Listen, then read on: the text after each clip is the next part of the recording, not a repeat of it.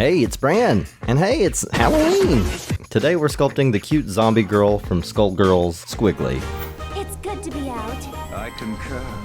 The Discord server decided to join in and do some Skullgirls fan art too, so stick around to the end and check out what our community's been up to. I spent the weekend sharing my screen in the Discord server while I was trying to get this sculpt finished for Halloween, and here's how it went. One of my favorite parts of starting a new sculpt is gathering up all of the references, and I absolutely love it when I find really good references. Most, if not all, of the Skullgirls characters have really good references, which is good for me since I can jump straight into Blender instead of messing around in Photoshop to fix up the reference to get the things the way that I like it. I started off with a tried and true subdivided cube for blocking out.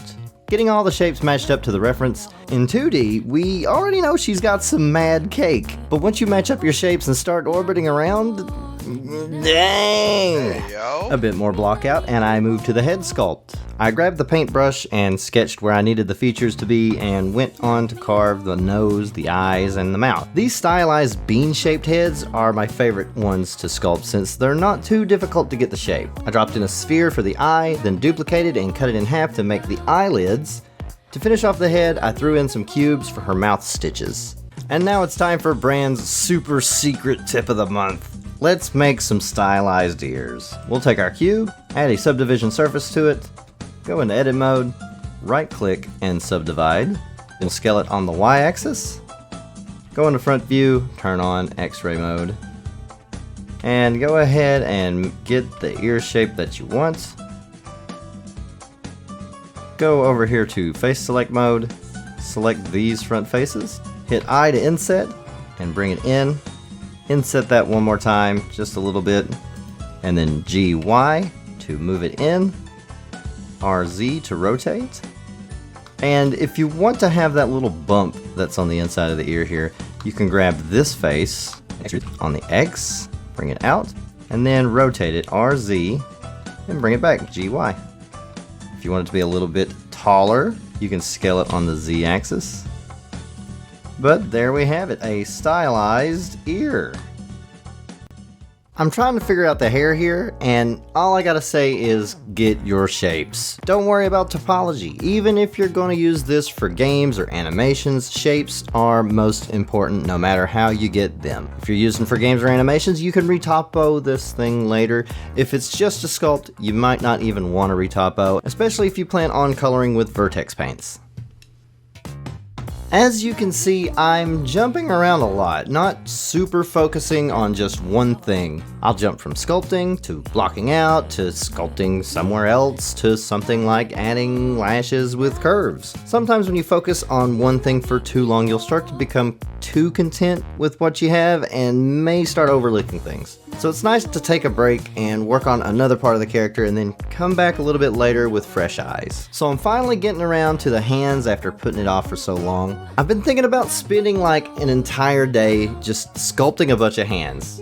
Not only to help me get better at it, but so I can use them as an asset later and just drop them into the new sculpts so I can just skip making them each and every time. Stylized hands aren't all that bad to make, it's just a little bit time consuming. Now that I have everything blocked out, I can remesh the body to merge all of the pieces, and even though she wears a dress and has a skull covering up the front, we better to find the boobs in that dump truck. You know, just in case. After I finished sculpting the important bits, I used quad remesher to lower the quad count and started duplicating geometry to make her clothes. I thought I was gonna be a cool guy and use a copy of one of the legs to make her dress. Everything seemed to be going great and looking good, except it was actually going bad and looking stupid. Then I realized that this Squigly reference is so freaking good that it even has a reference for the bottom view of the dress. I took a single vert and traced around the reference, then started extruding upwards, following the curves of her legs, beveling loops to smooth things out, and finishing by pulling the dress out from her legs with the grab brush. After blocking out Leviathan's head and tail, I added colors to everything, just changing colors in the principled BSDF. I'll be using these default materials for the final sculpt with the exception of changing some of the roughness and the sheen depending on what material it's on. But that's all I did for day one. Dinner was ready and I was ready to hang it up for the evening anyways, so I snipped a few screenshots and uploaded my work in progress. Back at it the next day. The first thing I need to address is her arms. One of them is just bones. Even though it's going to be hidden behind those big ass sleeves, I thought it would be fun to just go ahead and do them anyways. Selected a section of the forearm, separated and used it to make one of the bones, then duplicated it to make the other bone. To convert her hand over to a skeleton hand, I scaled the fingers down, then hijacked the palm and used it to make all those little bony bits at the wrist, then duplicated a finger to fill in the rest. It looks a little janky, I know, but it's passable? Okay, so I'm ready to pose this thing. I threw on a rigify rig, placed the bones, and started parenting different pieces to it. Surprisingly, the dress was deforming close enough to use it with just automatic weights. So now on to posing. I'm going for Squigly's idle animation. Once I get her roughly in the position that I want, I start piecing everything else together. Repositioning Leviathan's tail, fixing some broken bits. I guess I forgot to put the stripes on her legs? Just little corrections here and there, and to finish it off, I added a multi-res to the clothes and sculpted in some folds and creases. Very satisfying. Oh, and I gave the girl some nails. So I got done sooner than I thought I would, so why not do another pose? This time I'm going for her victory pose. The process for this is pretty much the same as before, only I had to model a different dress since the original didn't like deforming too nicely when I crossed her legs for the pose.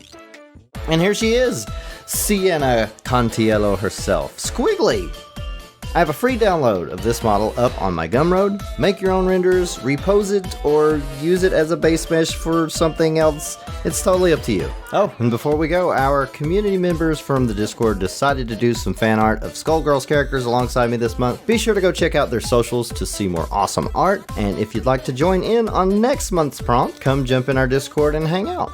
I usually try and jump into voice chat and share my screen while I work on sculpts on the weekends. Lastly, thanks so much for 100,000 subscribers.